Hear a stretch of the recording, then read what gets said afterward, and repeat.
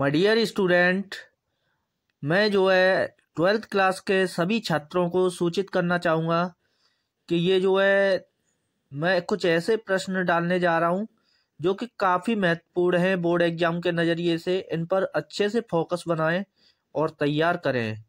तो ये chapter number पहला है हमारा बिलियन, उसका ये पहला प्रश्न मैं दे रहा हूँ विस्तृतीय, जो कि 5 अंक का प्रश्न है।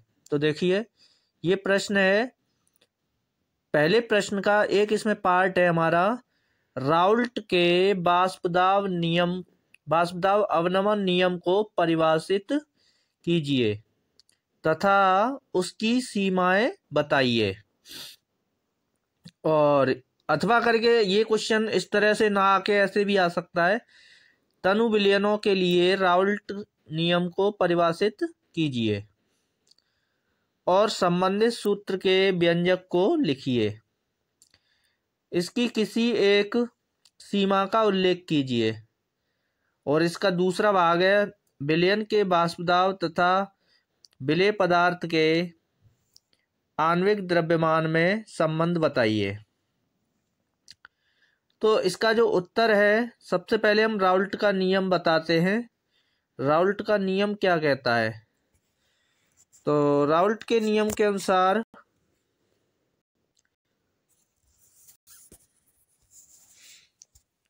राउल्ट के नियम के अनुसार किसी विलायक में अवाष्पशील विलेय मिलाने पर विलयन के वाष्पदाब का आपेक्षिक अवनमन उसमें उपस्थित विलेय के मोल प्रवाह के बराबर होता है। यानी P0 माइनस PS बटे P0 बराबर small n upon small n plus capital N, जहाँ P0 और जो PS हैं वो क्रमशः विलायक तथा विलयन के वाष्पदाब हैं, और छोटा n और बड़ा n, छोटा n जो है विलेय और बड़ा n विलायक, इसके मोलों की संख्या है।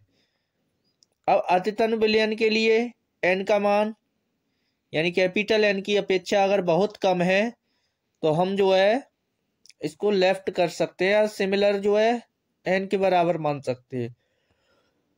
इस दशा में P0 माइनस PS बटे P0 यानी स्मॉल n बटे कैपिटल N समीकरण प्रयुक्त करते हैं। यह अवाष्पशील विलेय के तनु विलयनों के लिए लागू होता है। अब राउल्ट के नियम की जो सीमाएं हैं उन्हें देखते हैं। वह नियम तनु विलयनों पर लागू होता है, यानी ये जो राउल्ट का नियम है केवल तनु विलयनों पर लागू होता है।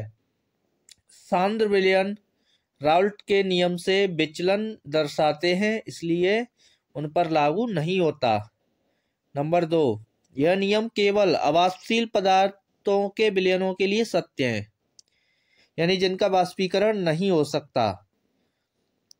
नंबर 3 पॉइंट है हमारा, विद्युत अपघट्यों के विलयनों पर राउल्ट का नियम लागू नहीं होता है, क्योंकि वो अपने आयनों में ही बट जाएंगे, तो नहीं लागू होगा।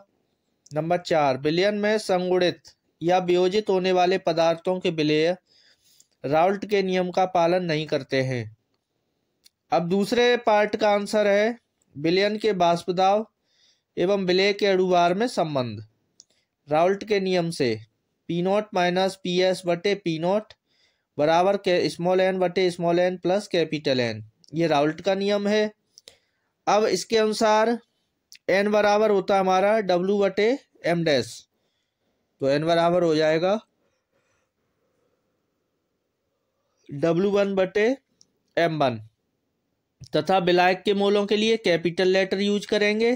कैपिटल N बराबर W2 बटे M2, तो P0 माइनस PS बटे P0 is equal to n upon small n plus capital N था, तो पुट कर दो यहाँ पे। n का वैल्यू W1 बटे M1 है और इसका n कैपिटल N का वैल्यू W2 बटे M2 है। जब हम इसको सॉल्व करते हैं तो हमारा रिजल्ट आता है, तनु विलयनों में n capital N is much greater than small n, यानी कैपिटल N जो है बहुत ज़्यादा है छोटी n से, अतः n प्लस कैपिटल N बराबर कैपिटल N।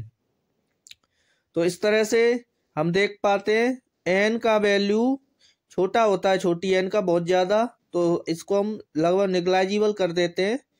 ठीक है, इस क्वेश्चन को बारीकी से फोकस करके तैयार करना, और ये 5 अंक का प्रश्न है। ये समझो कि परीक्षा के लिए बहुत ही उपयोगी है, और इसको तैयार करना। जिन बच्चों ने इस चैनल पे जो है नए हैं या नए आ रहे हैं, तो वो इस चैनल के लिए ये समझो आगे बढ़ने की कामनाएं करें। और मैं बढ़िया से आगे से 1-2 प्रश्न और डालूंगा, उन प्रश्नों को सभी जो है पढ़ें और नोट्स बनाते जाएं, तो मैं आगे और भी वीडियो बनाता रहूँगा।